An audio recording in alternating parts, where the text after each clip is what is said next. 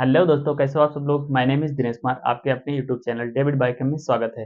तो class 12th biology NCERT का chapter है मॉलिक्यूलर बेसिस ऑफ इनहेरिटेंस। मैंने पहला पार्ट बता दिया, सेकंड और ये थर्ड पार्ट है। ऐसे करके ये बड़े चैप्टर हैं तो इन्फॉर्मेशन इससे ज़्यादा है, इंपॉर्टेंट पॉइंट भी, इससे क्वेश्चन भी आते हैं, 5 से 6 क्वेश्चन आते हैं। तो इसको हम पार्ट के रूप में जो है डिवाइड कर दिया है। पार्ट थर्ड है, इसके बाद फोर्थ, जो भी जितने पॉइंट आप कवर अप होंगे उतने पार्ट में बना के आपको दे दूंगा। देखिए, चलिए बात हम करेंगे रेप्लिकेशन।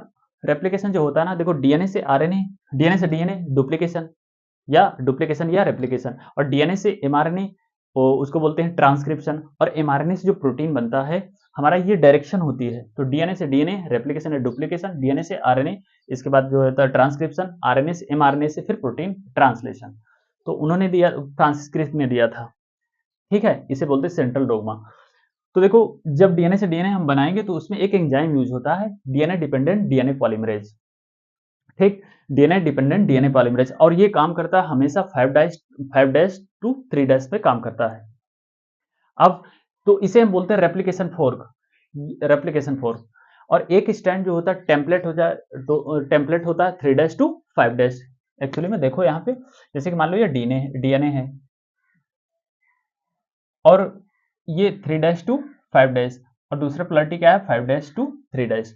अब ये जो डीएनए डिपेंडेंट डीएनए पॉलीमरेज है, तो ये एक ही डायरेक्शन पे काम करता है 5' to 3'।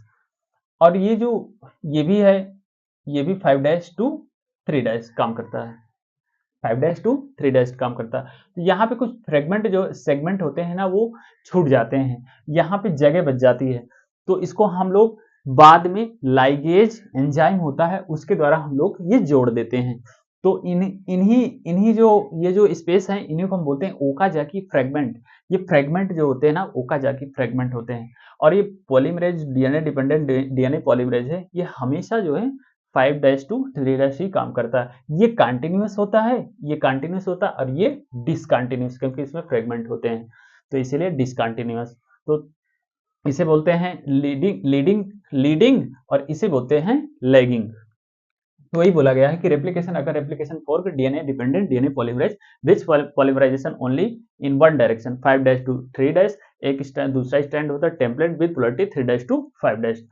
The replication is continuous, एक होता है कंटिन्यूअस, ये होता है कंटिन्यूअस, और दूसरा टेम्पलेट जिसकी पोलैरिटी 5' टू 3' होती है वो होता है डिसकंटिन्यूअस। बस। अच्छा, अब इसके बाद हम बात करेंगे ट्रांसक्रिप्शन यूनिट की बात करेंगे। तो ट्रांसक्रिप्शन जो यूनिट होती है उसमें प्रोमोटर होता है 5 एंड पे, और स्ट्रक्चरल जीन होता है, और एक 3 एंड पे होता है टर्मिनेटर। अब इसके बाद हम लोग बात करेंगे सिस्ट्रान। एक मिनट। सिस्टान जो होते हैं ना, ये डीएनए के सेगमेंट होते हैं जो पॉलीपेप्टाइड से कोड किए जाते हैं, उसे हम सिस्टान बोलते हैं। ये दो प्रकार के होते हैं, एक मोनोसिस्टानिक जीन, एक होते हैं पॉलीसिस्टानिक जीन। मोनोसिस्टानिक जीन होते हैं वो मोस्टली यूकैरियोटिक में पाए जाते हैं, जबकि पॉलीसिस्टानिक जीन होते हैं ना, ये प्रोकैरियोटिक में, P for prokaryotic, P for polycistronic gene पाए जाते हैं। Removal of intron called splicing. Actually में जब एचएनआरएनए होता है हमारा, तो उसमें जो है बेकार के पार्ट भी होते हैं, उसे हम बोलते हैं इंट्रॉन, और एक एक्जान पार्ट होता है। तो इंट्रॉन पार्ट को हम निकाल देते हैं, और एक्जान बचत, क्योंकि हमारा जीन जो है ना स्प्लिट जीन होते हैं। तो जब इंट्रॉन को हम रिमूव कर देते हैं तो उसमें एक्जान पार्ट बनते हैं, उसी को हम बोलते हैं स्प्लाइसिंग। जब इंट्रॉन को हम लोग रिमूव करते हैं उसे बोलते हैं स्प्लाइसिंग। यूकैरियोट, अगला पॉइंट क्या है, यूकैरियोटिक 3 टाइप के आरएनए पॉलीमरेज होते हैं। यूकैरियोटिक में 3 प्रकार के आरएनए पॉलीमरेज पाए जाते हैं। आरएनए पॉलीमरेज फर्स्ट, दूसरा क्या है आरएनए पॉलीमरेज सेकेंड, तीसरा क्या RNA polymerase third. RNA polymerase first जो होता है ना, वो आरआरएनए 5' आरएनए और 18 आरएनए और 20 आरएनए को कोड करता है। जबकि आरएनए पॉलीमरेज सेकंड जो होता है ना, एचएनआरएनए प्रिकर्सर ऑफ एमआरएनए को कोड करता है। और आरएनए पॉलीमरेज थर्ड जो होता है ना, टीआरएनए, 5s आरएनए, एसएनआरएनए, इनको कोड करता है। ये बहुत इंपॉर्टेंट ये आते हैं। अच्छा, अब टीआरएनए क्या होता है। टीआरएनए जो हम इसको एडाप्टर मालिक्यूल बोलते हैं, या सॉल्युबल आरएनए भी बोलते हैं। एडाप्टर मालिक्यूल इसलिए बोलते हैं हम लोग, जैसे कि मान लो चार्जर में एक एडाप्टर होता है, एक तरफ चार्जर से कनेक्ट हो जाता है और एक तरफ मोबाइल से कनेक्ट कर देते हैं।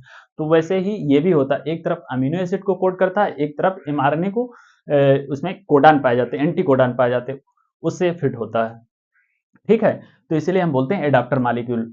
और ये जो है ना, यही जो है ना अमीनो एसिड को लाता है।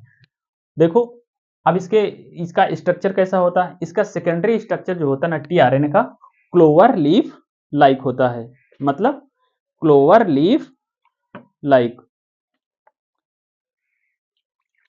एक मिनट सर,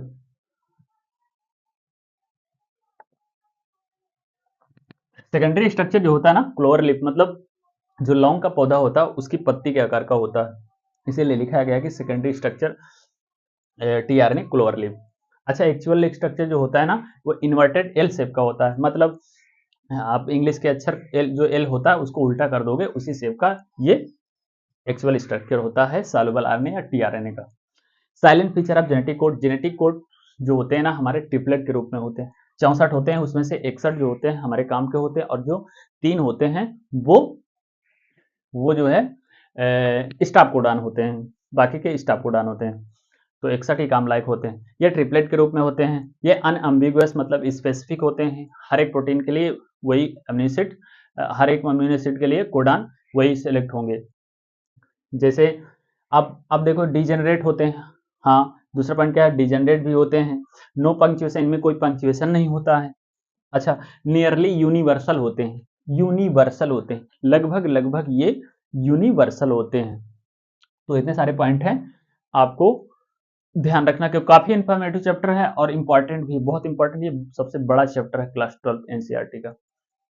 तो चैनल पे नए हैं तो सब्सक्राइब कीजिए, लाइक शेयर और कमेंट कीजिए। मिलते हैं अगले वीडियो में, तब तक के लिए जय हिंद।